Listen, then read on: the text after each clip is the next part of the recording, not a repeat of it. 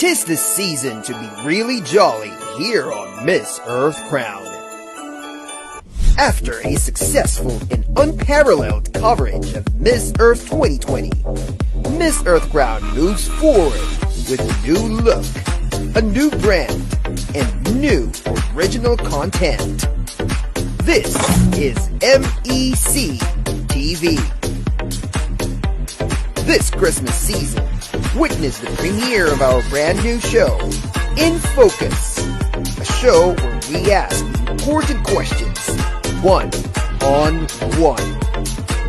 And for the premiere season of In Focus, all eyes are on Miss Earth USA 2021. And our American queens will be here to prove why they should be the next Miss Earth USA. And in the coming year, get ready for a bigger and bolder Miss Earth 2021, the MEC coverage, with our shows that will definitely keep you posted. MEC in Focus, one-on-one, hot button, hot topics. MEC Inside Stories, interviews with present and past queens, and more special guests. And MEC Pageant Roundup, your weekly dose of Miss Earth pageant analysis during the Miss Earth season. So join us starting this holiday season and in the coming year with a heavy dose of Miss Earth that only MEC TV can deliver.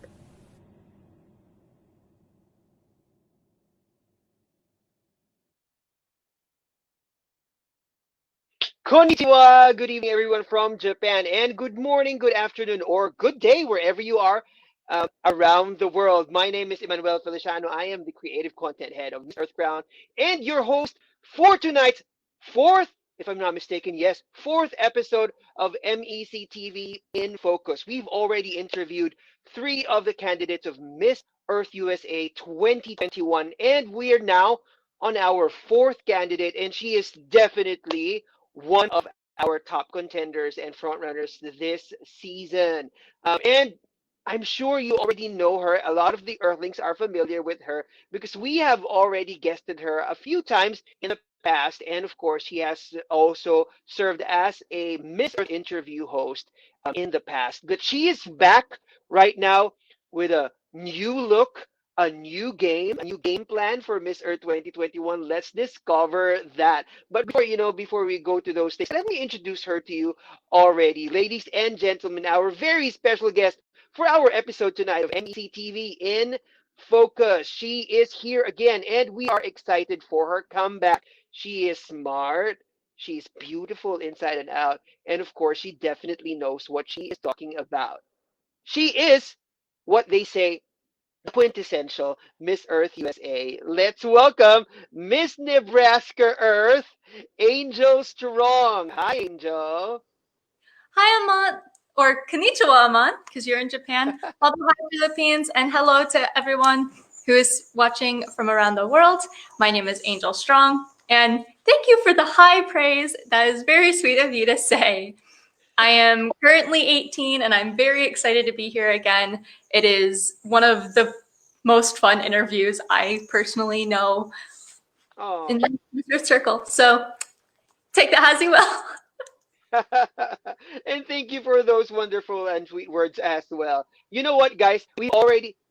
Before we started the live, we've been chatting for like more than 10 minutes already. And in just a span of 10 minutes, we've talked about a lot already. But can I just say, Angel, like, this is like the most stunning I've seen you. You've always been stunning, but this is the most stunning I've seen you. And I love your styling right now, because like you're already looking like a real regal true queen. And I cannot help but look at your earrings. Look at those. Can you like show that a little bit to our audience? Yes, look at those beautiful earrings, right? I heard there's a story behind that. Can you tell us a little bit about it?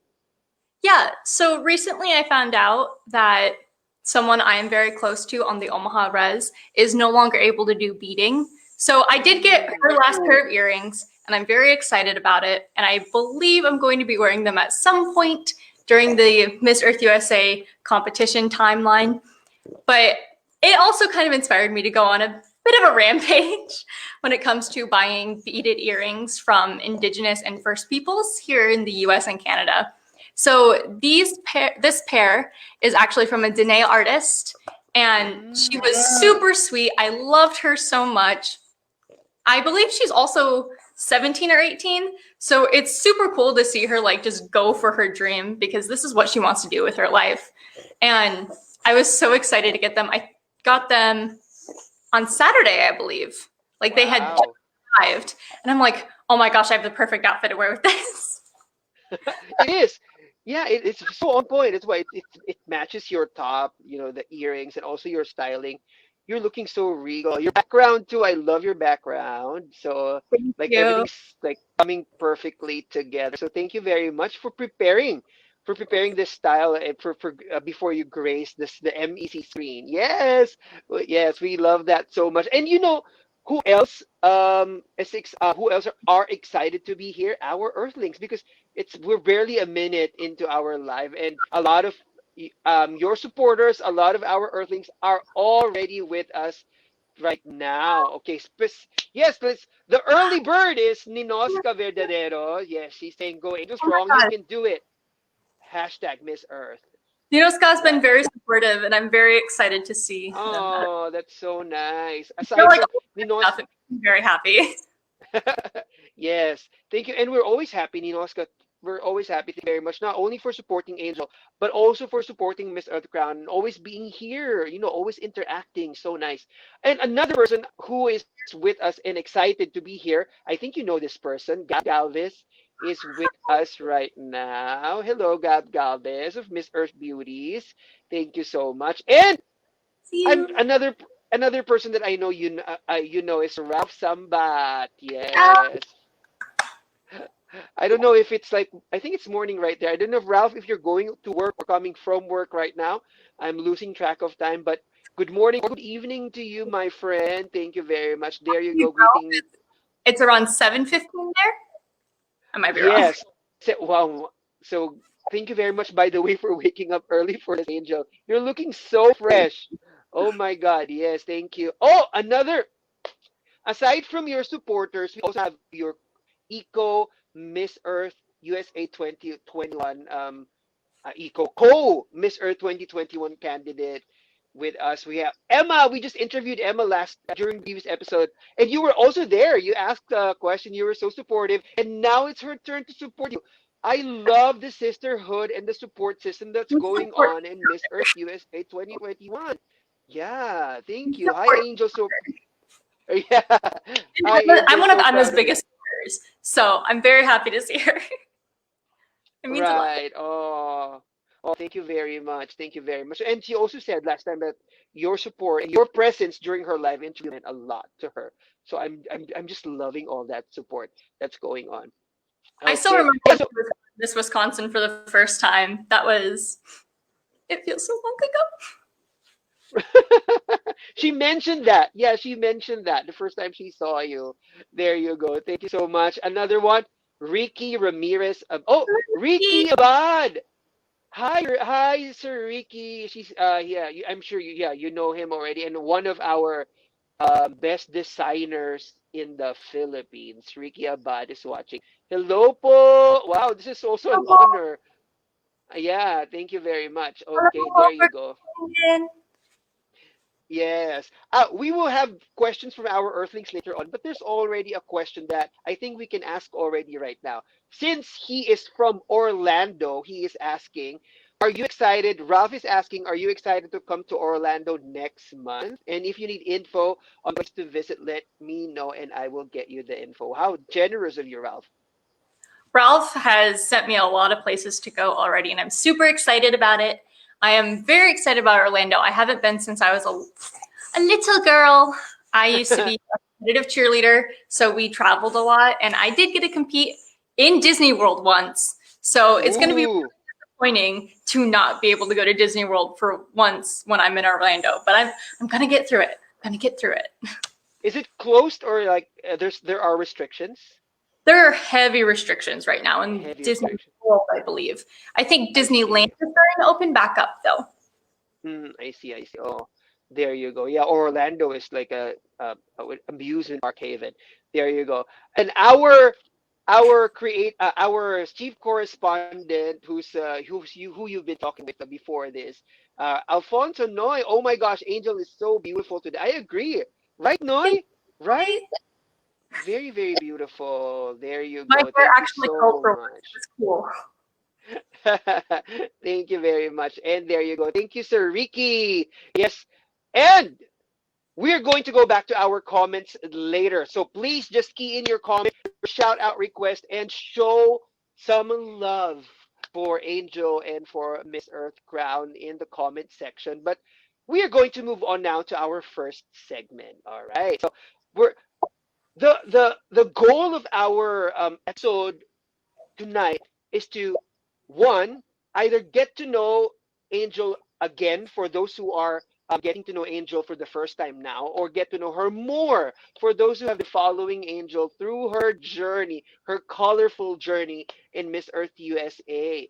And today we're going to start with a segment, a new segment that highlights some of Angel's insights in a way that coincides with some of the events that happen during the year. Okay, so I'm going to show you. This is Angel's year-round highlights. There you go, Angel's year-round high. Oops, there there, Angels year-round highlights there. So we just switch that screen because yes, you deserve to be on the bigger screen, Angel, definitely. So there you go. So for the year-round highlights, we are going to ask Angel on her reflections or stories depending on the year, the time of the year, the occasion of the year that I will be showing her. And let's go to the first one. Okay, here we go. The first one is World Animal Day. Since we're talking about Miss Earth, it's very important for us to be talking about World Animal Day as well. So, Angel, what animal best describes your personality? Every time I get this question, I always want to say turtle just because I love turtles, but I know that's not true. So I'm actually going to go with a magpie, sorry. I always say it incorrectly because I learned the word from a book instead of hearing it out. So now I say it Okay. incorrectly every time. But I really do think a magpie just because they are very intelligent birds. They are known to mimic sounds humans make, as well as my dog's pressing his doorbell. That's what it is.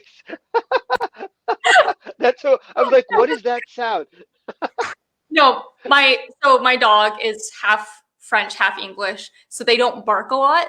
So we have to have a doorbell. So when he needs to go outside, he just presses the doorbell and he gets let outside. So sorry about that. But I do think a magpie because they are very intelligent birds. They're known to mimic sounds. They're known to be able to open doors specifically.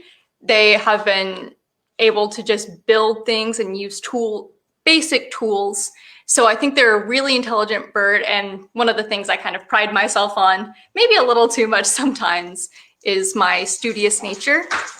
So I think magpie is probably what I have to go with, even though I really love turtles and I would love for it to be a turtle. No, you actually what you know what we admire your like studious personality. We just how it's it's just the pro. See, I'm speechless right now. No, because it's so evident in the way you talk, how smart you are, the way you know things. Definitely being studious space. There's a so. Thank you very much for that answer. And speaking of animal, you want to be a magpie, right? I want to try saying that right. You want to be a magpie, but we know that aside from wanting to be a magpie, there's another animal that you love. You have a dog right there. You just talked about your dog. Is it time for us to introduce your dog to the world? Come on, China. Yay! He's not going to get off the side table. Come here. He's being a little bit of a baby right now. Look at that! Okay, this deserves a big screen. There you go. Yes. Chicken, look at the camera. Amazing. He doesn't like. That was a glimpse. He was just like, oh, Oh, oh, oh, here you go. There you go. He just like He's jumped out of big. my lap. Like, It's okay. We got a glimpse. We got a glimpse of him. Oh, that's such a cute dog. Cute big dog, if I may say.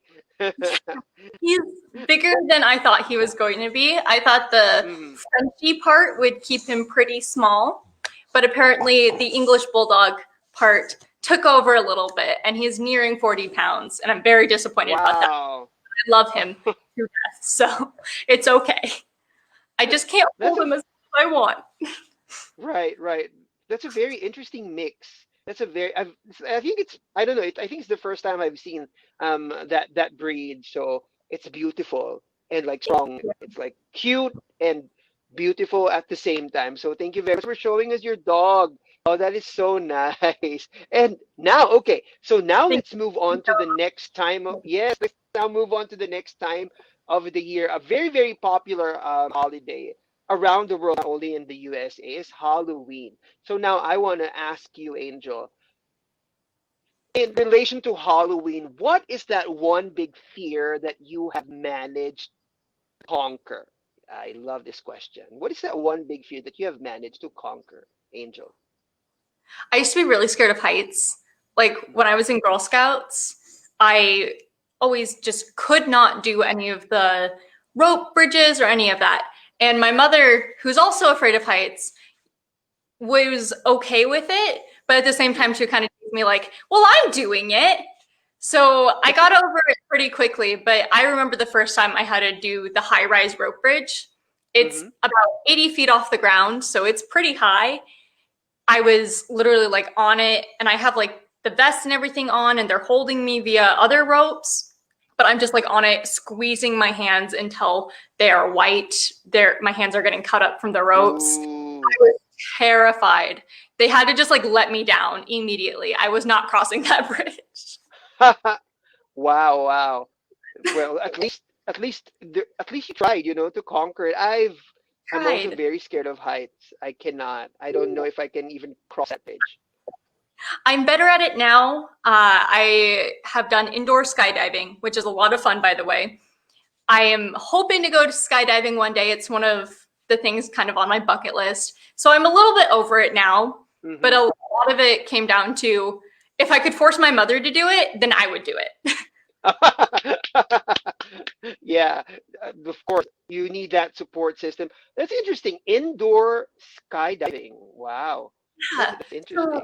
there's like this tube they Ah, have okay. like one of those like I call them like flying squirrel outfits. Right, right, Have like right. a little bit of a edge on them, and they Mm-hmm. have fans that go upwards. So you're kind of like feel like you're free falling. It's a really cool experience. I highly suggest it to Yeah. anyone who is thinking about going. It is the most fun you'll ever have. I think, yeah, and like being the fact that you're in a room, you feel safer at least for the time being. Oh, I have to find that indoor skydiving here in Japan, if there is one.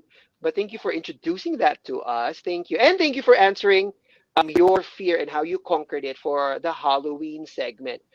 I wonder what the next holiday is going to be. Okay. Ooh, I love this one. I think we all love this. It's part of one of the most important journeys in our lives and one of the most important events of the year for us. Ooh, let me just say that out. Graduation, of course. So, speaking of graduation, you are a very, very study-oriented person. How do you think your high school friends will describe Angel Strong? That's a Teacher, nice question. I like this question. teacher's pet. In a So good way? Of in a good course, way, I'm in a good sure. way. I did the International Baccalaureate program, so everybody was a teacher's pet to some degree. Right. Where I kind of got the nickname and the handle of the official teacher's pet is I did standard level psychology my junior year through the IB program. And during that time, we would do readings and then we would take a quiz on the reading based off of just information that was in it. Well, there was a reading I had missed just because for whatever reason, I just hadn't been focused the previous days and I completely forgot about it. However, when we took the quiz, I knew everything on the quiz from prior knowledge. And I went up to my psychology teacher afterwards And I'm like, hey, Mrs. Herding, I'm sorry, but I didn't actually do the reading, and I don't feel like I deserve the credit for doing the reading just because I got all the answers correct on the quiz. And she kind of sat there for a moment and was like, thank you for your honesty. Yeah, I'm not taking credit where I don't deserve it. Wow. Well, that's very interesting because you know what? Yeah, as a teacher myself, I would also be having that exact same reaction. I'm like, well, thank you for your honesty, but you know what? I actually would give you the point. She Did she end giving up me the giving you full the credit. points anyway? She did end up giving me the full credit anyways, Okay, on the condition that I came back with notes on the reading. I So see. Well, that's I fair. can do That that is next. fair. Hey, Miss Herding, that your teacher's name? That was a nice thing that you did. Thank you very much. Yeah, because I will give you the full credit because the mere fact that you were able to answer it from prior knowledge means that you've been reading a lot. It's like you're not I love slacking. You're reading. You're studying, knowledge. right? Because like I was studying is not. Hmm. So go sorry. ahead. Go ahead. Go ahead. Go ahead. I was this close to doing higher level psychology, but my school, as an IB school, didn't have like an official teacher or class for it, so I would have had to do it on my own. And I was just kind of like, that's going to be hard. Not But doing it. it is. But props for you for doing that. And also, you are under the IB program. Hello, that is such an amazing system. The IB I program know is an that's in amazing. Japan too. I think Yeah. it's Japan and England, the two biggest countries for it. Yes. Yes. So Yes. Japan and England. Yeah, they're implementing IB program, and some schools in the Philippines are implementing IB program too. Yes, they're. Yeah. Yeah. They're. Oh, now before this turns into like an academic seminar, let's move on to the next time of the year. Oop, let me just get to that one. All right. The next one. Oh, I love this holiday. There we go. Oh, where? Okay, here we go. What is one thing you wish for New Year's? Because it's near. Christmas is near, but also New Year's Eve and New Year's is near. If there is one thing that you wish to leave behind, this is a mood. What is one thing you wish to leave behind in 2020, Angel? I sometimes have a little bit of confidence issues in myself. Hmm. Like I get really nervous before any kind of performance. I really do worry. I'm like, am I not going to be enough this time? And I really want to leave that behind in 2020. I think I'm ready to just tackle everything that comes at me with confidence and say it is what it is if it doesn't go my way. So I'm ready for 2021. Amazing. But you know what, Angel? As a Miss Earth observer and also as a follower of your journey, I can say that right now you are the most confident I've seen you in the past years.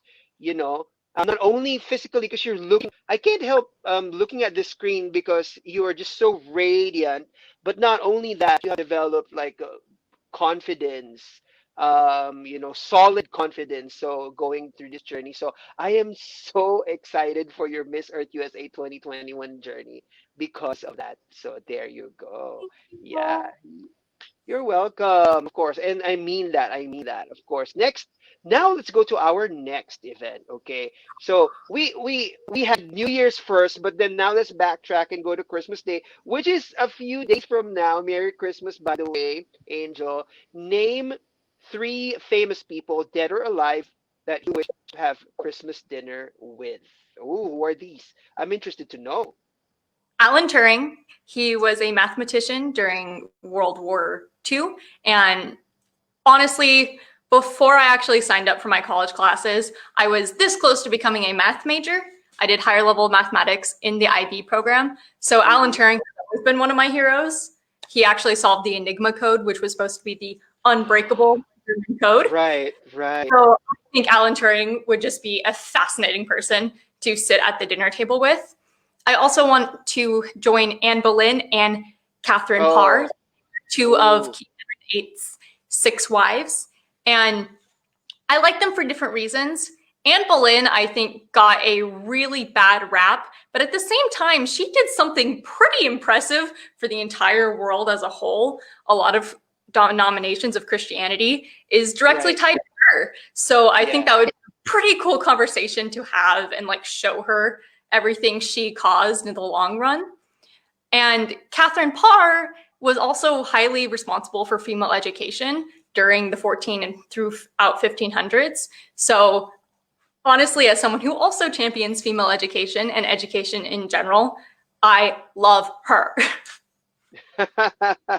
What a powerful guest list to be on in your Christmas dinner. Like I just imagine you like talking to Anne Boleyn and like saying, "Look at what you've done," like that. That would be such an interesting conversation. Imagine. I mean, I'm sure she's still going to be bitter about what happened. She kind of Right, got a, right. but imagine knowing that you are personally responsible for one of the biggest religious movements in the Hmm. world. In the world. That would be so cool. I am sure that would be like an interesting conversation. I can already imagine it. Wow, thank you very much for that. That was such a strong end to our first segment. So good job. Thank you very much, Angel. Wow. The first segment is already like, I feel like, I mean, this is not yet the highlight of our episode tonight, but it already feels like a highlight because we can already see how charming, beautiful, and smart Angel is through those questions. Thank you very much. Now let's look back at the comment section and see the next batch of comments that we have. Actually, some people are talking in the comment section already. Like Ralph is talking Cool. with a person. You know what? Ralph is actually talking with somebody that we miss and somebody that we are so happy to be here. Brittany Dixon, Miss Yes, Miss Earth Australia 2020 is watching tonight. Oh my God, Brittany, we missed you, Miss you. right? Yes, Coming. and Thank you for coming. she's saying, I know that this is also her, but she's also saying this to you, a true queen. What can you say about that, Angel? I love you. So the first time I met Brittany was during the Miss Earth Australia.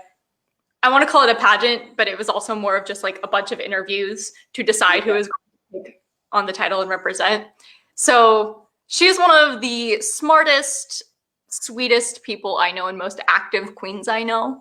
So I'm humbled to hear that from her of all people. So I'm just like, Right, right. If you, we know, Angel, that you're a true queen. Also, Brittany is a true queen. She deserved that Eco Angel Award that she won on Miss Earth 2020. So, congratulations again for that, Brittany. We haven't, well, we are now personally congratulating you for that. And Ralph asked her a question that we all wanted to ask her, and she answered that. So, how are you, Brittany? And she said, very busy working away the lead up to Christmas. So, hope you're well. Hope you're well, Queen. hope Thank you you will. very much. Yes, there you go. Um, Another comment that we have here. Okay, yeah, it's about your dog. He's the cutest. Emma says he's the cutest, and ain't he? Yeah, yes, I'm cute I'm a big love spot. dog. Thank you.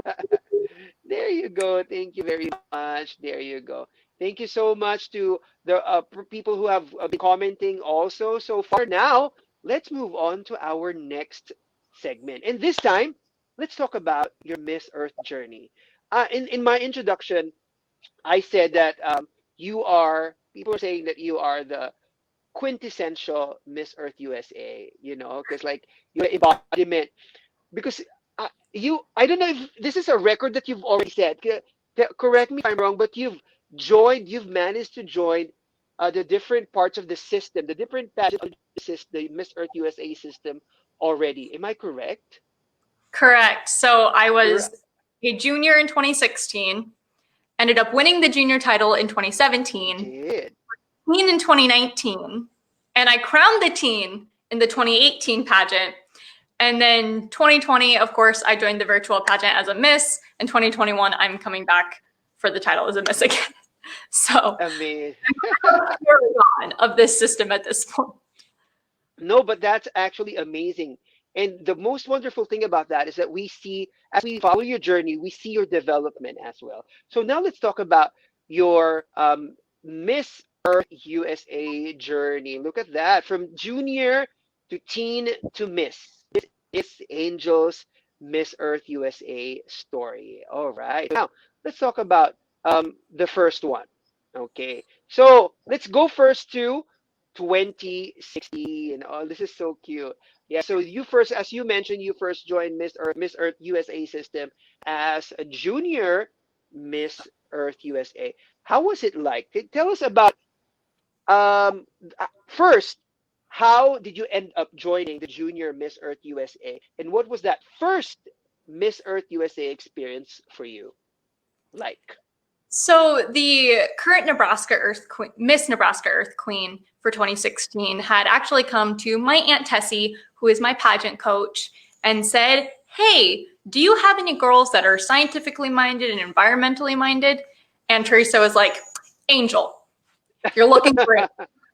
So I met with her. We discussed what Miss Earth was. I hadn't really heard of it before. And I'm like, you know what? I was going to quit pageantry this year, but let's do it. Because at that point, I had been going through a bit of a slump just with, I wasn't seeing the point in a lot of systems anymore. I was very frustrated with how a lot of systems were representing themselves. And I was just like, I don't want to do this anymore. So I hop into Miss Earth. I'm like, this is the last one. And I ended up loving it. So Keely, who ended up winning 2016, was a good friend of mine. And there was this just kind of buzzing feeling of finally finding a system where girls are continuously talking to each other, not just, oh, we're friends during the pageant week, but afterwards I'm not talking to you again. When Keely won, there wasn't a single bit of jealousy between anyone. No one was upset with how they placed. Everyone was very happy for everyone else. And that was just a really good feeling to have. And admittedly, I sat there like on stage. I'm like, Keely, you're going to let me try the crown on afterwards, right? And she's like, oh, honey, of course. So there's actually a photo, and I couldn't find it. And I was so upset about it. There's a photo of Keely like pretending to crown me. And honestly, a bit of a premonition, if you will. It was a bit of destiny, because the very next year she ended up crowning me as the 2017 Junior Queen. So it was very funny just to think back on it. It's like, oh, wait, we have a picture of her already doing this. Amazing. Actually, we do. We actually do have a picture of her doing that already. There you go. Oh, kind of, sort of. I don't think I kept any of my actual crowning moment. There you go. So, but this one, bad thought was from that. But I was crying. So you are, yeah. And look at that surprise in your face. That's amazing. So this was the year you won the Miss Teen, right? Junior. Yeah. A junior. Sorry. This was the year you won the junior. And fast forward to 2018. Yes, there you go. A crowning moment. But this time you crowning. So I did end up about this moment. So I ended up crowning Peyton. My teen queen had a bit of a medical emergency, so she had to leave. So directors came out to me and they're like, Angel, we have a bit of a last minute emergency. We know you weren't expecting to crown anyone. You were just doing your farewell and you were going to be done. We need you to crown the teen. And I'm like, what? So I'm like, okay. Because they did a junior division that year. They weren't going to have a junior pageant at all, but they ended up doing one for Thanksgiving. So that was a huge last minute moment. And if like going back to 2017, me and Peyton have very similar reactions, and we talked about it afterwards. So there was a moment with our first runner-ups where from prelims, we had remembered that they had won almost everything. So we had that moment of just accepting, okay, I'm first runner-up. Just call it already. Let's get this out of the way. I'm proud of my queen. And then all of a sudden, they call your name instead. Right. And you're just like, is this correct? Did I hear that right? Is this a Harvey moment? So like it was absolutely crazy, both for me and for Peyton, because we were sitting there and we're like, we both won photogenic, and then I had won something else my year, but Peyton had won photogenic and gown, I believe. But then her first runner-up had won a bunch of different awards from prelims. So we were kind of just talking, we were like, wow, this is crazy. And I think people sometimes doubt that you can come back from prelims with finals night. Miss Earth USA does not supersede scores and does not erase scores. So if you go from prelims and you have a solid footing and you make that top 10, top 20, whatever it may be, and then just really believe in yourself finals night, you can definitely come back from that. And me and Peyton are both evidence of that. That is so nice. Thank you for sharing that background story. That's interesting. And I think that is also very, very true for the Miss Earth system, not only for Miss Earth USA, you know. It really, your effort really would pay, you know, your dedication and your effort would really pay. And then as long as you make it there and like, be confident enough and you're like, I'm here already, let me do my best. You know, in the end, you can definitely reap the benefits of that one. So thank you. Look at this. This is a beautiful moment. Yeah. And a beautiful moment that now you two share in your memory. Thank you very much. Now, I did not know how to put the crown on, though. That was the thing. let's go back to that one. 4 minutes trying to get that crown on her head because I had no idea. I didn't think to prepare for that. I wasn't supposed to crown. Oh, there you go. Thank you so much for that. Oh.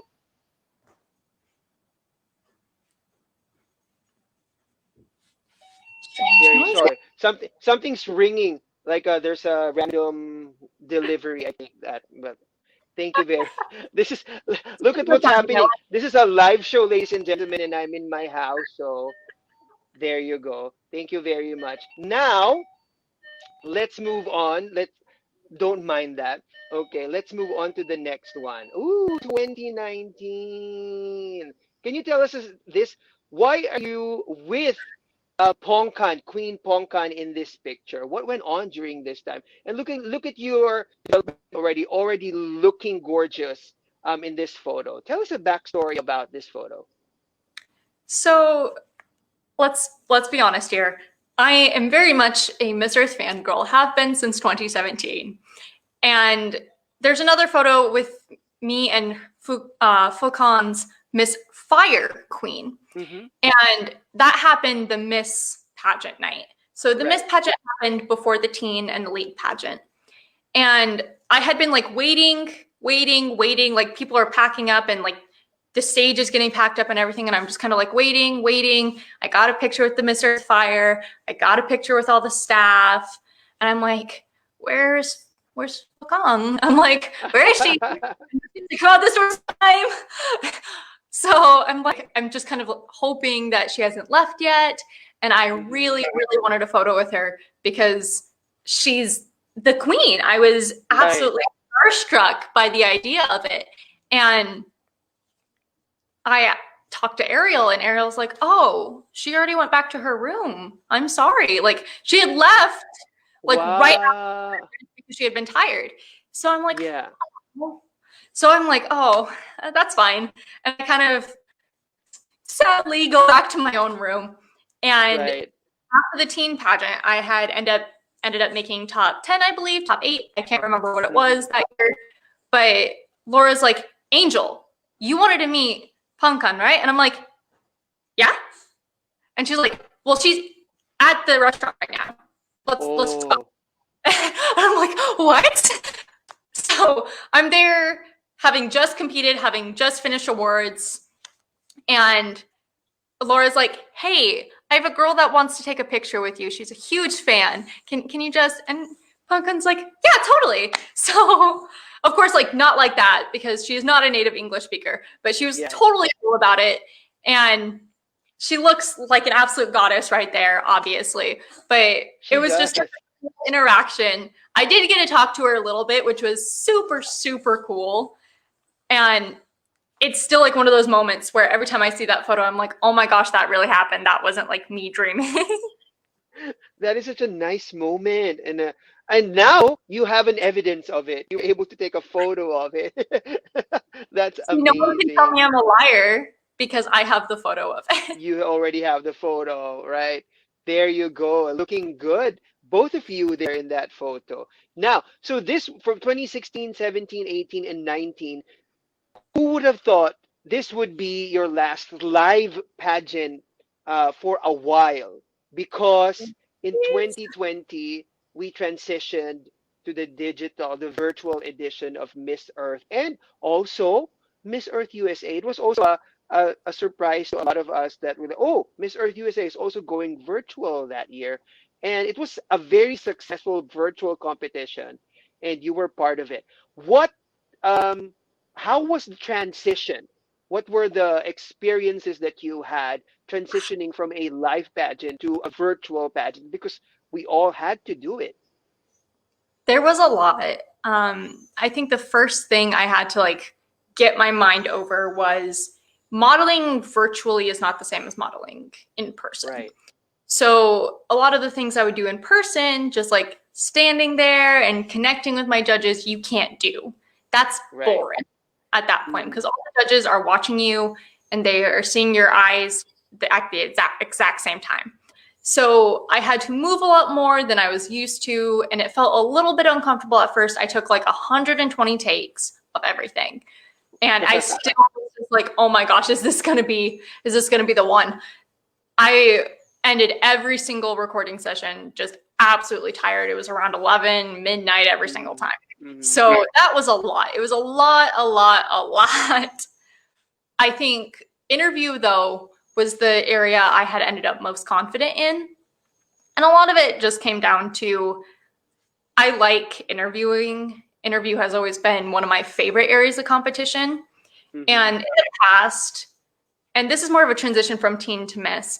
So one of the things about teen pageantry is in interview, they want a teen.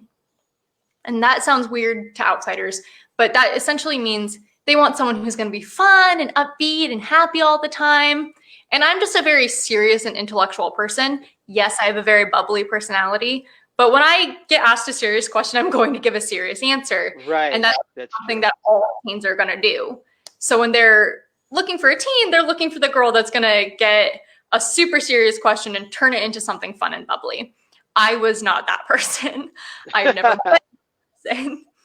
So going into the Miss interview, I had been really worried because throughout my experience as a pageant title holder, I'd always scored very poorly in interview, not because of my communication skills or anything, but just because when I was like a preteen, I was told that I was too fake because I was using big words. And when I was a junior and a teen, I was told pretty much the exact same thing. You need to loosen up and have a little bit more fun with this. But when you transition to Miss, that's what they're looking for. They're looking Right. for someone who can have a serious conversation and be very direct and truthful about what they believe. So it really worked out in my favor, I think, in the Right. end, just to have moved up to the Miss division. I did end up winning interview, which was super exciting. And a lot of it came down to my final two questions, I think, in my Yeah. personal opinion. Yes, yes. Because we were there to witness it. We watched it and we were like, Angel is such a strong contender, especially specifically because of your interview. Not only are you beautiful and smart, but of course your interview, like, oh, she's like up there. If we were to rank in the, give that our final hot picks for that, she was like, you were up there, and you were, So congratulations on that. Thank you. Congratulations on that. Salamat po. You're welcome po. Now, having had that experience, and this time we are going back to the live pageant system, and this time it's going to be Miss Earth USA 2021. Let's talk about what lies ahead and what are your plans for Miss Earth USA 2021. Having experienced the live pageant and then the transition to a virtual pageant, and with all the lessons from that, what are you bringing to your Miss Earth USA 2021 journey in order for you to up your game? So I think the biggest change from 2020 to 2021 is I'm really leaning into the idea of being an eco angel. I think in 2020, I was a little bit nervous to be like, oh yeah, my name's Angel and we are the eco angels right now. So, it's very fitting. Come on, guys. I was a bit nervous to do that, but I think 2021, I'm really leaning into it. My introduction for my judge interview actually starts out with that fact. So maybe I'm leaning into it this time. I'm definitely leaning into it this time. It's going to be exciting. My swimwear, I'm trying a completely different look. I'm thinking more out of the box. I have an actual wing, not like an angel wing, but I have. Amazing. I'm very excited about it. So I wanted to try something a little bit different, and I thought that was the way to go. And the only thing I'm not really changing is my evening gown is still from Louis Pangolin. And thank you again, Louis. I'm so excited about my dress. And honestly, it's just a showstopper. Can't say anymore. I knew it. I was like, ooh, maybe I was waiting for until up to where can Angel tell us right now. Of course, we understand that some will be surprised. We've always loved your evening gown, so I'm sure this is going to be another head turner for you.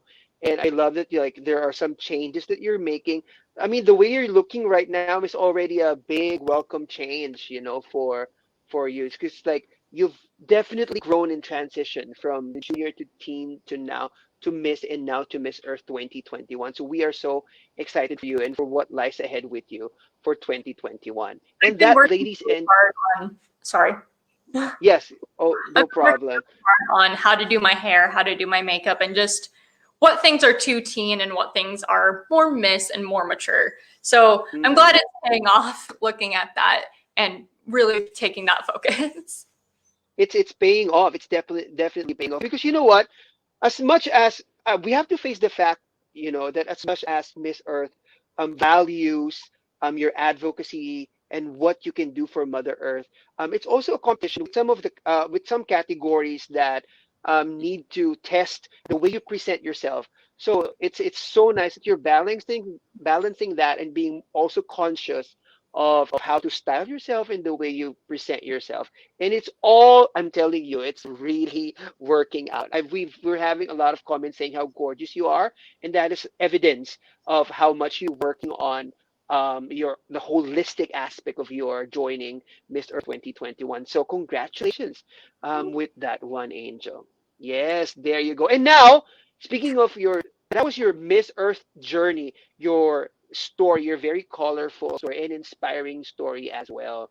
Now we want to go to your current story. And in your current Miss Earth 2021 journey, the story has a lot of chapters. So these chapters are your advocacies. You're coming in armed not only with one, but several advocacies. And all of these are beautiful. Be proud of it because all of these are beautiful and all of these are relevant. And let's talk about the first one. So speaking of Angel, right? So one of your advocacies is what we call the Earth Angels. Can you tell us about this? So what is this Earth Angels advocacy that you have right now? So I started Earth Angels back in 2018. So it was at the end of my junior representative career. And part of the reason why I started it is I had become a Leffler Cadre mentor. And there was a young girl that I was mentoring named Jordan. And one of the things I saw from her is she wasn't always focused on her education. She didn't really care. And a lot of that came from apathy. When you grow up like Jordan did, and in a lot of ways like myself have, you get a little apathetic. You start believing, okay, well, I'm never going to be able to pay for college. So what's the point in actually fighting for my education? Right. And I heard that argument from Jordan time and time again, and I kind of got sick of it. I'm going to be real honest. I'm getting sick of it. So one day I brought a bunch of pamphlets for the LPS, Nebraska National Science Fairs, as well as the Google Science Fair. And I set them down on the table in front of her. And she's just kind of like, what is this? And I'm like, well, the National Science Fair has a $10,000 scholarship. you can win. So that's a pretty good amount. Plus, if you already have like GPA related scholarships, you're going to be just fine with that extra $10,000 in your pocket. And the Google Science Fair has huge cash prizes, as well as gives you the opportunity to go study things like the coral reefs. You get to go on cruises. You get to go to scientific merits. And I can kind of like see her perking up at this point, because here's the solution, right? You finally are starting to see it's possible to fight for this. Is it fair that she's having all this pressure that she has to do it herself? No, but it's going to be fun, and she's going to be able to do it. And I told her I won the Nebraska Science Fair when I was in 4th grade, and again when I was in 5th grade. If you want to do this, you're going to do it, and I'm going to be here with you every step of the way. So she starts flipping through them, and she's like, well, what does it mean? There's 3 different versions. And I start explaining to her there's robotics, human biology, and then environmental/earth sciences. And I very honestly told her I always did earth sciences, so that's probably the one I'm able to help with most. But we would start with scientific literacy anyways. And as we're talking about this, a bunch of other kids, I'm kind of stealing other people's mentees at this point. Other kids are starting to like, oh, what's this? What's this? And I'm realizing that a lot of these kids, it is a low-income school. So I'm realizing a lot of these kids have never had the opportunity to do the science fair and see what this is, because their school knows that they're not going to be able to afford the entry fee. They're not going to be able to afford supplies, so they don't tell them about it. I see. So I got a list of kids who very much wanted to sign up for the science fair, were very excited about it, including Jordan herself. And I had gone to the school board. I'm like, hey, so these kids are signing up for the science fair. And they're like, okay, well, where's their entry fees? They need to pay it. And I handed them out of my own pocket about $50. So yeah, it was all the money I'd saved up working for Who Hot that month or 2. So it was a lot of money, but at the same time, it felt right. It just did. So me and Jordan worked really hard, and since we couldn't do it on cadre mentorship time, because that's an entirely different program, I started Earth Angels at that school, which was partnered with the Green Team. And I started working with all of these kids on scientific literacy, so teaching them the scientific theory, teaching them what does a theory actually mean in science in other forms of social sciences, and really making sure they understood what it means to be a scientist, and they understand how science works. And I'm very proud to say all of them got blue ribbons or above, which means they were either 2nd or 1st tier. Wow. And so hard. And I've continued doing that pretty much every year since then. I see. So that 1st year was just those set of kids. And then after that, I had actually challenged the board saying, hey, you're letting kids from Cabot compete for free, but they don't do that. These kids do. So the entry fee actually got shortened down to $5 because I made a huge fuss about it. And I was getting very upset about it. And they're also not allowed to make preferences like that towards schools, because Cabot Elementary, which I ended up going to my last year of elementary school, the 4 years before that were at Belmont, it's our low-income school here in Lincoln. It's probably the bottom tier of, whereas Cabot is one of our highest tiers. Right. So I made that transition my 5th grade year, and realizing that they had that when it was something that I needed really upset me. And then seeing that it's not just me who needed that, and they're still getting it, but all of these kids who have a passion for this and are really, if you give them the opportunity, going to go far with it, upset me. It really did. Right. Oh, well, so you know what? Sometimes it takes a one courageous person to see what is wrong with the system, and like to check and call out what something that has been set in their own ways already in order to create a change. And it's so admirable that you were the one who was able to make that change for these children. I You was know, just a like little from one person. Right. I Okay, was sure. Go ahead. mama bear mode. I was mama bear mode. I wasn't even thinking about it. I went back that year and they're like, oh yeah, we still have this $25 fee and we still let Cabot kids compete for free. And I'm like, do you now? Do you? I Yeah, that was was definitely Mama Bear mode, but Mama Bear mode for a great cause. So for good I'm reason. so thankful. You've just made a big change, you know. I hope you realize that. That was it's a big change, and that it changed the way these kids now see the fair, and the kids now access the fair, and that's thanks to you. So congratulations. Wow, But Earthlings. Did you hear that story? Yeah. go to nationals now. Jordan herself, which is That super exciting for me. wow. And we had Bella and we had Jerome, who all got to go for the first time. And Oh. Jordan is currently the youngest ever Nebraskan to make semifinals at the National Science Fair. So we're very excited for her. She keeps fighting for it. She's competing this year as well, and I'm very excited about it. And I'm starting to see her help other people with their projects now. So it's one of the coolest things I've ever been a part of and been able to experience and see the long-term effects of.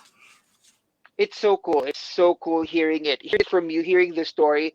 It's like, you know, I have oh, are you oh you're getting emotional. You know what? Actually I was gonna tell you I was having goosebumps because as a teacher, it's so important that not only the teachers but also people outside of the school system who care, who genuinely care, step in and create changes. And you've just created changes in those people's in those kids' lives. And now look at the long-term effect. You it's not even long-term yet, but look at where they are now. Most of the kids that you've helped, look at where they are now. And this is going to create a major change in their lives going into their future.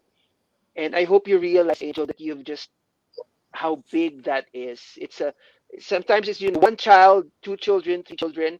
It seems small, but the effect that they're going to have, paying it forward, will just multiply and multiply. And you started it. I just want you to know that you started it. And thank you so much. Wow, this is I've been very amazing. Let me. blessed to have a really good family who supports me in Mm-hmm. this, as well as some of my, especially during my junior year. I just got my license this year. I haven't been able to drive again. My best friend Kendall, who had his license like the day he turned 16, kind of got roped into driving me to Leffler a lot. So huge shout out to him because he ended up driving me and other people a lot of places to get this done. He made Right, runs to stores to get right. because I had forgotten. Like everybody who was involved in this is absolutely amazing. Mm-hmm. And I am Amazing. so glad just to see everything that is building and how it's continuing to grow. It's definitely continuing to go. Not you and the village that the village that raises a queen to who raises these children into the future great people that they're going to become. So thank you very much. Congratulations. And you know what? That is Earthlings. That is just one of the many hats that Angel is wearing. She's not only an Earth Angel, she's also stepping in to help other people in different ways. So here they are. Oh, I haven't shown these photos yet. So here So they are. that's Jordan. Jordan's Hey, first Jordan. science fair year. She got a purple ribbon, Right. 2 points off of a perfect score for her science fair project. Mm, She was ecstatic about that. Her first one, I believe, was enzyme production. uh-huh. It's been a while. It's been Enzyme enzyme production. amazing. So like Hmm. looking at how it works and studying that. And she did a Hmm. pretty cool experiment with different enzymes. And then on the other side, there is actually me and my god sister. It's what we call her. Uh-huh. She lives in Nicaragua. Me and my mom have been sponsoring her education for Oh. the last 3 years now. And she's going for her degree in psychology. And I'm very proud of her. She's Mm. been working really hard. She got a laptop this year because of COVID. That was a really difficult thing to get to her because customs is ridiculous, okay? Oh. Whatever it is to ship things intercontinentally is ridiculous, okay? Wow. So I'm very proud of her. And I kind of included this photo just because it's a reminder to me and everyone else that if you have that moment where you have fought for your vacation to that point, you deserve to be able to continue on with it. There is not a reason that you shouldn't be able to continue it. That's true. So, That is true. That is wonderful. Thank you very much for including this photo. And there you go. What about this photo? What are you doing here? Tell us about that's this. my green teams. So green teams are also something that I helped start in Lincoln. They were an Omaha thing, which is the next town over. It's about an hour and 20-minute drive. And I was very upset that Omaha got to have these environmentally minded teams, but Lincoln didn't. So I kind of extended Earth Angels to include these green teams. And I went around to them and explained different environmental issues that were going on. I think in 2017, a lot of my focus was on pollinators, the Ogallala Aquifer, because at the time it was starting to drain, and that was a huge, huge environmental problem. And then I talked about climate change. So I would talk about all these things with the kids. They would do some pretty cool projects. We started a recycling program at one point with, I believe it was also the Leffler Green Team that started the recycling program in their school. But then the Dawes and Goodrich teams ended up doing community gardens, were their program of choice, because they realized, hey, not everyone in our community always has fresh food, and we want to help change that. So that was also a really cool program. They have done tree plantings, they've done litter cleanups, and it's also been a really rewarding experience to be able to work with mass amounts of kids and just be able to see them. And these kids already have a passion for environmental topics. It's a volunteer-based thing. If a kid wants to join the Green Team at any point, they can. So they just start attending meetings, and they just keep coming back time and time again.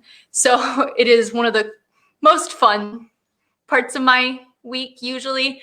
COVID has kind of made all of that come to a halt because I can't go into school anymore.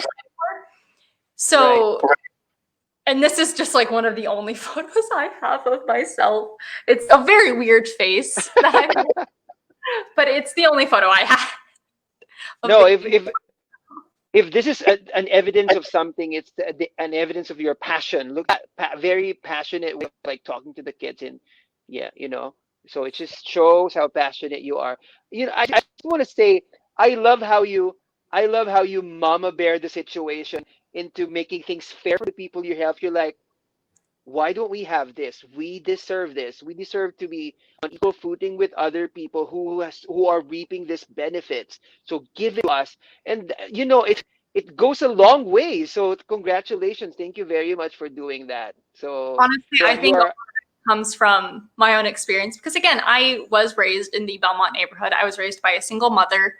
So we had a lot of financial struggles growing up. And we're out of that for a lot of the part now. However, when I did start moving into the nicer neighborhood, I was very, very angry to see that everything that there was people who needed these opportunities and these options weren't getting it.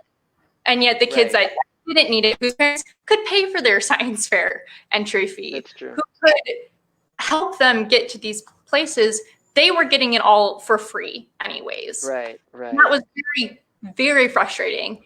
And honestly, like by the time I saw it was still continuing 4 years later, I was done.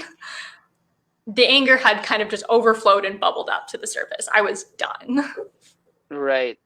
And that look at the change that created. No.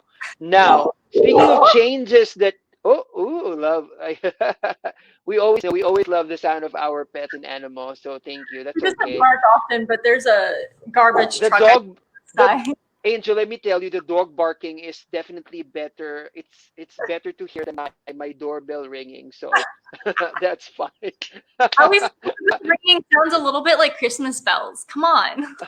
Right. Or maybe I should change it to that so that it's like joyful. And I'll let the person ring the bell for a long time so that I just enjoy the sound. And anyway, speaking of changes that you're making, another change that you continue to make, because it's not just now, but you've been doing this for a long time. Your Think Global and Act Local advocacy. But before we let you describe that, you actually have a video. Am I correct? Yeah, you have a video about it. Oh, this we have this photo of you. But Great plan. before anything else, before that, let's play your video first. Okay. This beautiful region has supported gentle giants like the bison, who it gave a home to throughout the Ice Age. It has provided a safe resting space for monarch butterflies during their long migrations between Canada and Mexico. This unique ecoregion is comprised almost completely of plants seen in no other ecosystem in the world. This is the tallgrass prairie, one of the most naturally rich and fertile soils in the United States, created right in these lands. Yet many of the species that called the prairies home are now threatened, endangered, or critically endangered, from overhunting and the decimation of the land. Nebraska's Great Plains are filled with beautiful tallgrass prairies, which once spanned over 4,000 acres across eastern Nebraska.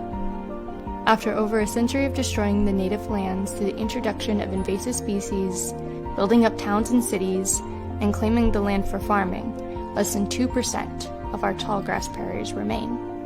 They are being destroyed despite their majesty and despite being one of the potential solutions to climate change. David Tillman, an ecologist at the University of Minnesota, suggests that biofuels made from the high-diversity mixtures found in prairie plants can significantly reduce global warming. Yet, they vanish a little bit more every year. Their only hope are the prairie conservation sites. Established in 1998, the Spring Creek Prairie is acres upon acres of tallgrass prairie, located only 20 minutes outside of Nebraska's state capital. The Audubon Center helps preserve this thriving ecosystem of over 370 plant species and 235 species of birds. Therefore, it is exceedingly important that, especially during this difficult financial time in America due to the ongoing COVID-19 pandemic, they are able to financially support the maintenance it needs. Native thick-spike gay feather flowers had grown abundant in the backyard of a Lincoln resident last year, and as they began to wilt, she volunteered the flower seeds to the Spring Creek Prairie Audubon Center to sell to a native florist. From noon to nearly sundown, our team worked diligently to collect as many seeds as possible. In the end, we collected over 15 30-gallon bags, raising thousands of dollars for the Audubon Center.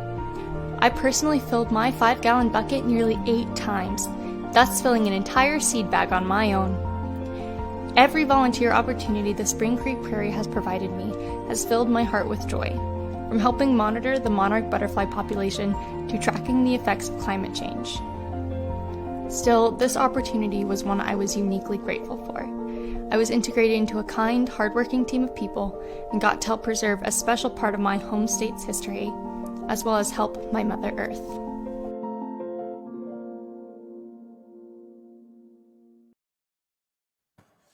Wow, that was amazing. That Muted. was amazing. so, so Sound of my own voice on recording, so I muted it. it's beautiful. It's beautiful. It's actually beautiful. It's like soothing. Not only the video, but also your voice is soothing to the ear. So that was a great addition to your video. So now let me ask you about that. So how does let me show that slide again. So how does your advocacy towards the protection, the preservation of the prairies tie with your Think Global and Act Local advocacy? So during COVID-19, like I said, it's really hard to be able to get into schools. A lot of the clubs were shut down, including Earth Angels. So it's a bit of a difficult situation trying to keep Earth Angels going. And in 2021, I do have some plans where I can meet with kids online to prepare for the science fair and everything. However, the rest of it is just not something I can do right now. So I was trying to find a way to reach out and better my community. And I originally had found Green Bellevue. And part of what they were doing at the time when I joined was they were handing out native prairie plants and seed bombs for milkweed seeds, which are all tall grass prairie plants. So I had been working with that and I was learning a lot from them about that. And from there, since I had this is going to sound really, really silly, I had a science lab for my environmental science and sustainability degree that I needed to complete in order to pass the class. And I had nowhere to complete that lab. It was a mark and recapture butterfly lab. So that's when you catch butterflies, kind of use tweezers to hold their wings together, mark them, let them go. And then you come back a week later and do the process all again, just to try to calculate the population density. And I was struggling to find a place to do it. I had asked multiple parks and preservation areas, and none of them wanted to let me in because I was an undergrad student. And I contacted the Spring Creek Prairie as kind of a last ditch resort. And they're like, oh yeah, totally, come on in. And I'm like, thank God. I was literally at that point where I was just, I'm going to fail this class because I can't find anywhere to do this. So over the span of about a month, I collected data on the butterfly population there and had been practicing my mark and recapture skills. And one of the days that I went in to catch butterflies, I was stopped by Andrea, who runs the volunteer coordination there. And she's like, oh, well, you're doing butterflies, right? I'm like, yeah. She's like, well, we have a monarch monitoring program. So from there, I kind of just got tied into a bunch of different things. I am officially a trail stewardess for the Spring Creek Prairie since yesterday. I finished that literally at 5 o'clock yesterday. So that was a lot of fun. And I've just been caught up with a lot of the Spring Creek Prairie. I've learned a lot from them and have realized that maybe some of the things that I thought were great for our environment weren't as great. So I've learned a lot being there. And this seed collection in particular had been focused on just trying to raise money for the Audubon Center because they do a lot of work with calculating bird population, native bird populations especially, and using native bird species migratory patterns to track the effects of climate change, which is one of the coolest things I can ever even begin to explain, and I don't even fully understand it. But it is one of the coolest, most interesting things I've ever been a part of there. And that entire seminar was insane. So I really wanted my Think Global, Act Local to be something where I was thinking global. I was thinking, how do I tell people to focus on their native areas, what was there before they moved things there and brought invasive species in. So I really wanted to do the Spring Creek Prairie and just really show the importance of these areas. And that's why I have that huge spiel about why the tallgrass prairie has always been important at the beginning. That's true. That is true. That's amazing. Thank you very much for telling us about a background about your advocacy. When you talk about like tallgrass prairies or prairies, the image that comes to a lot of people's mind, especially in my mind as well, it's America. It's like USA, North America, and the USA. But it's such a huge. It takes up a huge area of land that it can be like states combined and even like small countries. But also I've learned that the prairies are also one of the least conserved and least protected areas of natural habitat in the world. Why do you think that is so? And what can be done to make the situation better? So you're completely correct in saying that prairies are pretty much only native to the US. It is such a unique region. I don't know if I ended up putting this information in the video, but some of the species you find, especially in tallgrass prairies, are found nowhere else in the world. Right. It is I the see. unique things about prairies is just nowhere else has evolved like them. Mm, I And a lot see. of the reason why they evolved that way was because of the Ice Age, because they were sustaining mammoths and different Ice Age era beings, including bison. Mm, So prairies in general are not very pretty because they're not meant to be these beautiful forests or these right. mountains. They are Right. purely an area that was meant for grazing and hiding Mm, small animals. And especially now, and especially in Nebraska, and one of the things that I've made the mistake of believing for a really long time is that trees are native here. So mm, there's only a handful, maybe two handfuls of native tree species in Nebraska. And yet we have one of the largest man-made forests in the world. I think we're oh, about second or third. And that's all well and good because it is good for our air quality and it does make right. a area. However, during the migration into Nebraska, Iowa, and a lot of these central states where the prairies were, they were bringing a lot of trees, which brought invasive species and in general just outcompeted the prairie lands.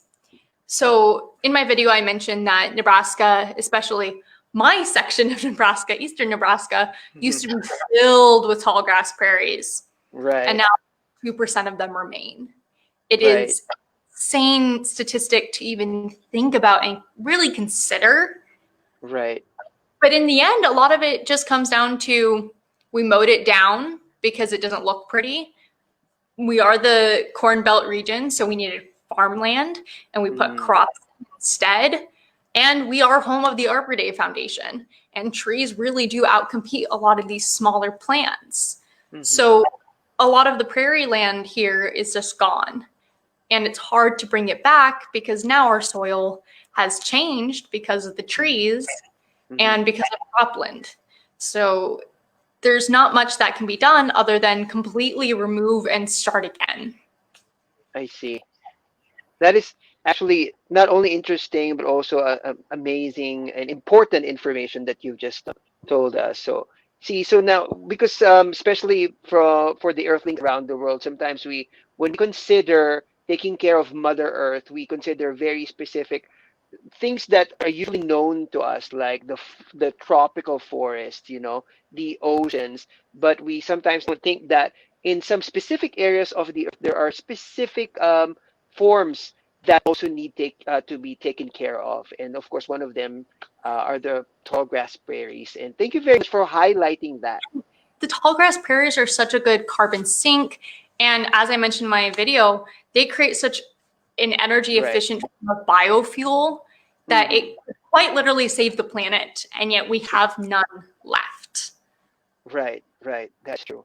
So thank you very much for highlighting that and for like making us aware of the importance of the tall grass prairie. So that is such a, because we've seen a lot of like think global advocacies, but they're more of like produce products, handmade crafts and everything that help.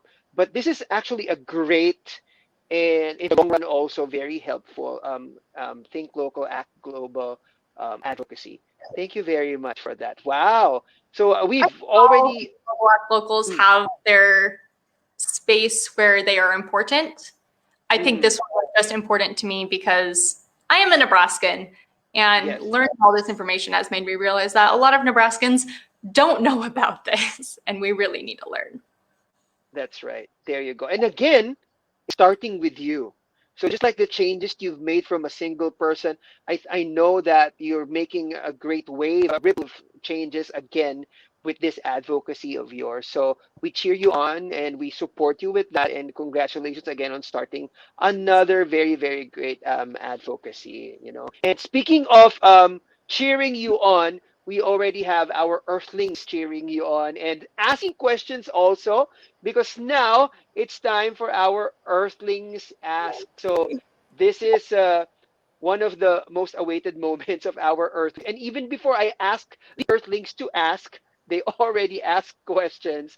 And I would like to read to you some of the questions that our um, Earthlings, our supporters, have already asked. And the first question is actually coming from, wait, I need to go back to that. We missed a bunch of like comments, and now I need to. There you go. There you go. Our first question will be coming straight from Brittany Denton, our Miss Earth Australia 2020. If you could volunteer to contribute to your dream scientific study around the world, what kind of project would you choose? That's such a nice question. Thank you for that question, Brittany. I'm trying to figure out if she means an already ongoing scientific study or a new one. I'm going to assume a new one. And sure. one of the things that I've learned from my environmental science courses is open area trash dumps are becoming a huge problem for water quality in the world.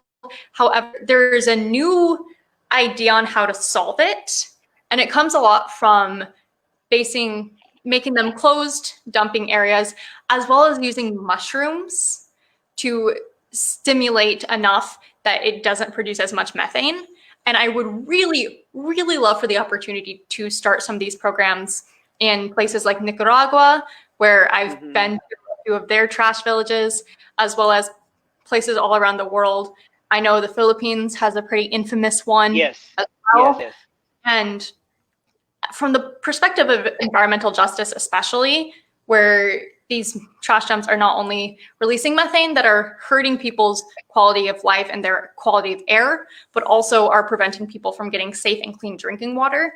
I do think, and I have actually talked to my professors about joining some of the studies on these solutions, and I'm hoping I'm going to be able to do that within the next few years. So that is my hope and dream, and it would honestly be the most perfect end to my college career. Amazing. Thank you very much. That is a very important project to initiate. And again, something that I'm knowing for the first time. So thank you very much. This interview has been a learning experience for a lot of us, and also for me. So thank you very much, Angel, for giving us a lot of these like knowledge that otherwise we would not have encountered. But of course, as Earthlings, we are also responsible for discovering things for ourselves. But thank you very much for all those wisdom and knowledge that you've been sharing. I'm always really excited. Learning. Oh, thank you very much. We appreciate that a lot. And speaking of Miss Earth Crown, our team, has a question for you. So this is from our Miss Earth Crown team. Having a double major in environmental science and international relations, what do you think is an environmental practice the world can learn from the U.S. and the practice the USA can learn from other countries? Like, what is a give and take situation? So from US to international, I think the Clean Air Act, which was an idea that came about before we even really knew the dangers of a lot of air pollutants. It was more of a precautionary action taken by the Environmental Protection Agency in the 70s. And essentially what it's done is completely, or I shouldn't say completely, but nearly completely eliminate sulfur dioxide within the atmosphere over the last couple of decades, which is a huge, huge milestone to be hitting. And overall, it's just a very important thing to be thinking about, because carbon dioxide, methane, and all these carbon emissions, yes, they're important to look at, but there are other air pollutants that are just as bad for us and the animals and plants around us that we really need to start weeding out of our atmosphere as well, that are also man-made caused. And the Clean Air Act is something I think the United Nations should take a look at and maybe adopt some of those good practices, precautionary practices, because sulfur dioxide especially is bad in Europe right now. Right. Thank you very much. What can the USA learn? A lot. Yep. I think especially the USA needs to learn that going to green energy does not have to be an economic loss.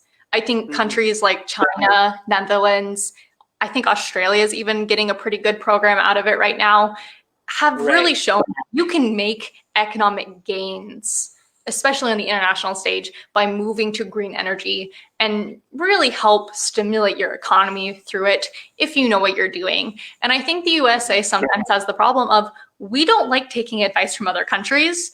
We have this very isolationist mentality. So we don't like getting advice. We don't like knowing what other countries are doing.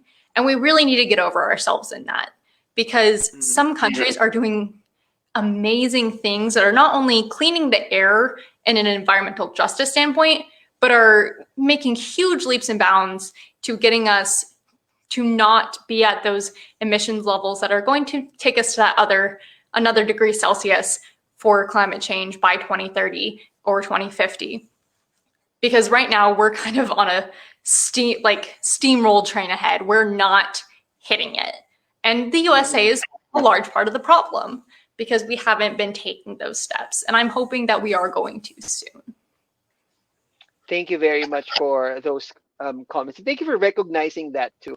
Okay, thank you. And thank you to our team for answering that. The next one I'm going to flash is not a comment, but this is actually like a gush of like happiness, because Patani is saying, Angel, we have the same major, environmental science. So Patani Viokratana is saying that. But Patani, we haven't seen you in a long time, so thank you very much for being here with us tonight. There you go. And that was from one of the comments. Now let's go to the next question. And this one is going to come from your friend, and another Miss Earth USA 2021 contender, Sarah Massingale. So Sarah just got to work, so she says can't stay long, but of course she's going to stay for as long as she can. And this is her question for you. If you had a chance to give everyone only one suggestion of something they could do to make an environmental impact, what would your suggestion be? If you're gonna run it down to just one solid suggestion, what would that be? Make a 15-minute call to whatever representation you have in your country and urge them to vote in favor of climate change preparedness solutions. Whether your country is doing well on helping mitigate climate change or not, especially places like the Netherlands, sometimes citizens have gotten a little bit complacent because they know their country is doing well. Right. However, regardless of if we can mitigate it enough to not hit those 2030 and 2050 milestones, we are still going to need to adapt to climate change and to adapt to a harsher climate. So still be making those phone calls. And having worked with politicians before here in the US, emails don't always work as much as we would like them to. They're just, you don't have to call anyone, you don't have to talk to anyone, you don't have to write a letter. It's very easy and efficient. However, they're also getting 500 plus a day. Right. So taking that time to call and have an action that you want them to fulfill is always going to be a great solution. Because again, the top 1% of people are responsible for 50% of carbon emissions right now. It's not a problem that most people can even fix anymore. It's a problem that we need our governments to step up and hold people accountable to fix. I agree. I completely agree with you on that. Thank you very much. And I think another thing that we can add to that is what Pedro Bragang Kamala is actually saying right now. Saving the planet is no longer just a choice, but it's an ethics issue already. It's a moral issue. It's our responsibility, so we should not be complacent. We should always think of how we can help, because we can't choose to we're doing fine. I don't need to contribute to help the earth. But we should always think even of the small ways we can help the Mother Earth. Thank you very much for that. And Pedro has another question, not a question, but actually a challenge maybe. Say a small phrase that can motivate citizens about the world's environmental problems. I'll specify it to environmental problems, like maybe a tagline, a blurb, a slogan. Well, I like Pedro's, but I do think his was great. But I think I would have to go with a quote, actually. Okay. And it's what defines what matters to you defines your mattering. If the planet doesn't matter, if your home doesn't matter, then what about you matters? Because the planet doesn't need us, we need the planet. Mm-hmm. That's true. That is true. So again, let's say that again. What matters What matters to you is defines what. your mattering. What It's a John matters. Green quote. Love that Yes. man. He's brilliant with words. And I think a lot more people just need to internalize that sometimes. Yes. I was actually ask you that because I'm typing it. What matters to you defines your mattering, right? So I hope I typed it correctly. There you go. You did. Here it is. Yes. Okay. There you go. Thank you very much for that. Thank you very much, Ralph, for Carlos, Pedro, okay, for answering, for giving us that challenge, and for those, and of course, thank you very much to our Earthlings for those questions as well. There you go. So as Alfonso says, noise says, very, very powerful phrase. Thank you very much for all those wonderful questions, Earthlings. Definitely. Yes, salamat. Thank you. I love it when you say that. Thank you very much for learning I've that been for working on my us. pronunciation of it. The first time I came on, I didn't know how to pronounce it. I know how to pronounce it now. You do. You do. It's perfect. It's perfect. I'm Even the po, 2% smarter. right? Like shortening the vowels and stopping before you like yeah, do the wavy vowel. But yes, thank you very much for that. Salamat po. Thank you so much. And now, speaking of salamat po, we'd like to thank you, Angel, for being with us right now. And as much as we would love to extend our show for tonight, this is all the time that we have. But it's been a wonderful time, always a wonderful time being with you here on Miss Earth Ground. And I'm going to have like a fearless forecast. I know it's not going to be the last time we're going to be interviewing Angel Strong, ladies and gentlemen. So thank you so much. But um, let's see if we still have. Oh, there you go. Ralph said it was fun hanging out with you all, guys. Thank you very much for being with us during your break. So see you again next time, Ralph. And before we bid goodbye to everyone else, not only to Ralph, I would like us to end on a beautiful note with this one. So Sarah, Angel, sorry, I was reading another comment from Sarah. Angel, I would like you to complete this sentence. As a woman of the earth, I promise to. Okay? As a woman of the earth, I promise to always raise my words and my voice because I very much believe that when we stick to our message and fight for our message, we are going to do everything we can to achieve our goals in it. I've always believed that environmental justice, as well as mitigating the effects of climate change, are some of the most important things we have to do right now. And I promise to continue fighting that good fight and trying to get us there and lead the way. That is amazing. Thank you very much. The promise that you just gave us now is something that you have already been doing. So thank you very much for not only reassuring us of that promise, but already taking a lot of steps in order for you to fulfill that. And that is something that's really important. I think the measure of a true queen, not just a queen, but the queen of the earth, is how she acts on her promise and how she takes concrete steps into pushing for advocacy. And you've been doing that in more ways than one, Angel. And that is why we are so excited for you and we are so thankful that you are doing this.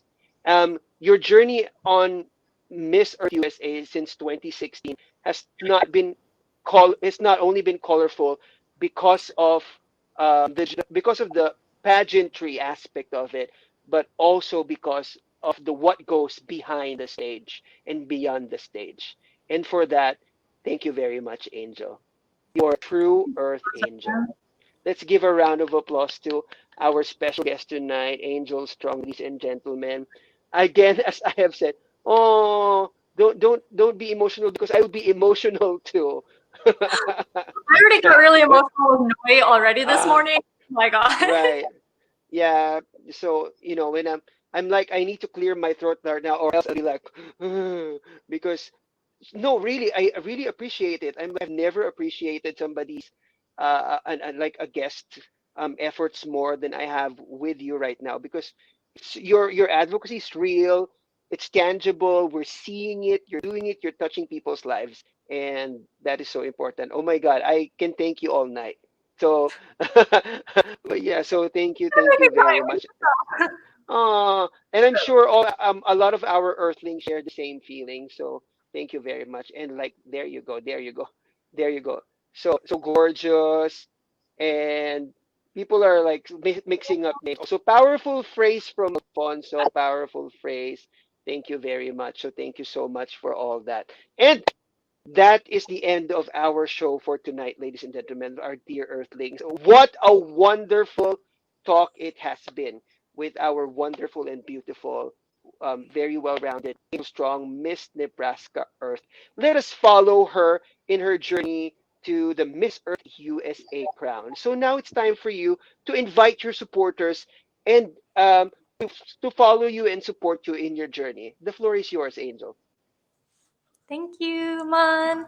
Hello, everyone. Again, or I should say goodbye at this point, even though it's bittersweet goodbye. I've had a lot of fun.